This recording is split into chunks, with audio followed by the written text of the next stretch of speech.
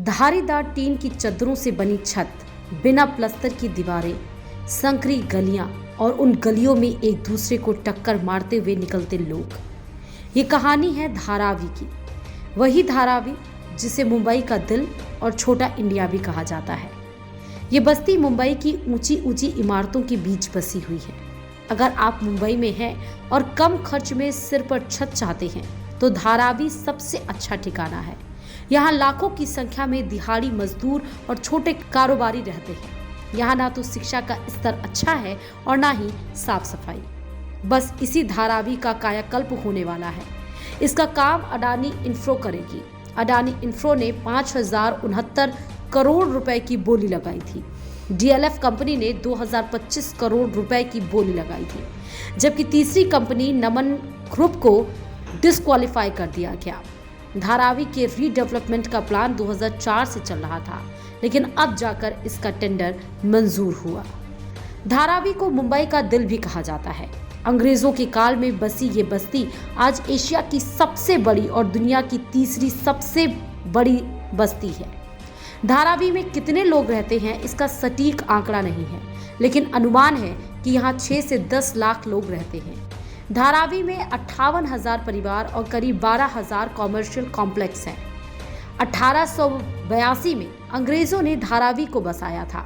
इसे बसाने का मकसद ये था कि मजदूरों को किफायती ठिकाना दिया जा सके। धीरे धीरे यहाँ लोग बसने लगे और झुग्गी बस्तियां बन गई। धारावी की जमीन तो सरकारी है, लेकिन यहाँ लोगों ने अपने खर्चे से झुग्गी बस्ती बनाई है। यहाँ इतनी झुग्गी बस्तियां हैं कि दूर से देखने पर जमीन दिखाई ही नहीं पड़ती।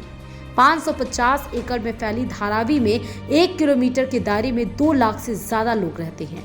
इसी से अंदाजा लगाया जा सकता है कि यहाँ कितनी घनी आबादी है। धारावी में 100 वर्ग फीट की छोटी सी झुग्गी में 8 से 10 लोग एक साथ रहते हैं। कुछ झुग्गियां तो ऐसी भी बनी हैं जिनमें कारखाने भी हैं और घर भी।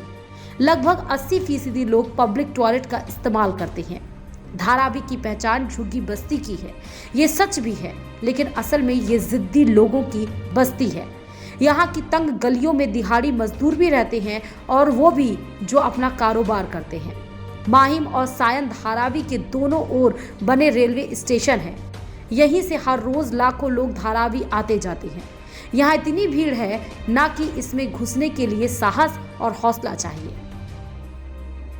मुंबई की तरह ही धारावी भी काम के पीछे भागने वाले लोगों की बस्ती है।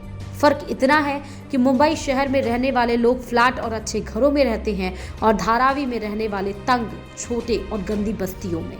लेकिन ये जिद्दी लोगों की बस्ती है जो कभी थमती नहीं। 2008 में फिल्म आई थी स्लम डॉग मिलीनियर। इस फिल्म की शूटिंग धारावी में ही हुई थी। फिल्म में दिखाया गया था कि कैसे इस झुग्गी बस्ती में रहने वाला एक लड़का करोड़पति बन जाता है। ये बस्ती ऐसे ही स्लम डॉग की है। यहाँ हर चौथे घर में कोई एंटरप्रेन्योर मिल जाएगा। एक अनुमान के मुताबिक यहाँ 22,000 से ज्यादा छोटे छोटे कारोबारी हैं। बस्ती में चमड़े की चीजें, गहने और मिट्टी के सजावटी बर्तन तैयार किए जाते हैं। इस बस्ती में बनी चीजें फिर देश विदेशों में बिकने जाती हैं। रिपोर्ट्स बताती हैं कि इन झुग्गी बस्तियों में 5,000 से ज्यादा रजिस्टर्ड कारोबारी हैं, जबकि 15,000 से ज्यादा कारखाने तो एक एक कमरे में बने हैं। यहाँ की रिसाइकलिंग इंडस्ट्री ही 2.5 लाख से ज्यादा लोगों को रोजगार देती है, जिसमें महिलाएं और बच्चे भी जुड़े हैं। ऐसा माना जाता है कि धारावी की एक एक इंच जमीन भी किसी न किसी प्रोडक्टिव काम के लिए इस्तेमाल होती है। एक अनुमान के मुताबिक धारावी में हर साल $1 अरब यानी लगभग 80 अरब रुपए का कारोबार होता है। धारावी में इतनी ज्यादा भीड़ है ना कि यहाँ गंदगी अक्सर बनी ही रहती है। यही वजह है कि यहाँ बीमारियां भी काफी तेजी से फैलती हैं। 1896 में जब दुनिया भर में प्लेग फैला था तो उसका असर धारावी पर भी पड़ा था, क्योंकि यहाँ उस वक्त भी बहुत बड़ी संख्या में लोग रहते थे। प्लेग खत्म होने के बाद भी अगले 25 सालों तक धारावी में लोगों को अलग अलग तरह की बीमारियों का सामना करना पड़ा था। 1986 में जब हैजा फैला तो उसका असर भी सबसे ज्यादा धारावी पर ही हुआ। माना जाता है कि उस समय मुंबई के अस्पतालों में भर्ती होने वाले ज्यादातर लोग धारावी के ही थे। अप्रैल 2020 में धारावी में कोरोना का पहला मामला सामने आया था। उसके बाद तो यहाँ कोरोना बम फूट गया था। आए दिन मरीजों की संख्या बढ़ती ही जाती रही। सबसे बड़ी समस्या ये थी कि तंग गलियों में सोशल डिस्टेंसिंग का पालन कैसे करवाया जाए, लेकिन धारावी ने कोरोना से लड़ाई लड़ी और जीती। 1999 में जब महाराष्ट्र में बीजेपी और शिवसेना के गठबंधन की सरकार थी, तब पहली बार धारावी को रीडेवलप करने का प्रस्ताव रखा गया। इसके बाद 2003 से 2004 में महाराष्ट्र सरकार धारावी का रीडेवलपमेंट प्लान लेकर आई। सरकार चाहती है कि धारावी की गिनती सबसे बड़ी झुग्गी बस्तियों में ना हो, बल्कि इसे सबसे अच्छी बस्ती के नाम से पहचाना जाए। यहाँ झोपड़ियों की जगह घर बनाए जाएं और कॉमर्शियल कॉम्प्लेक्स भी। धारावी रीडेवलपमेंट प्रोजेक्ट 20,000 करोड़ रुपए का है और इसके 17 साल में पूरा होने की उम्मीद है, जबकि यहाँ रहने वाले लोगों को 7 साल में पक्के घरों में बसाने का टारगेट है। इस पूरे प्रोजेक्ट में 1 करोड़ वर्ग फीट से ज्यादा की जमीन आएगी।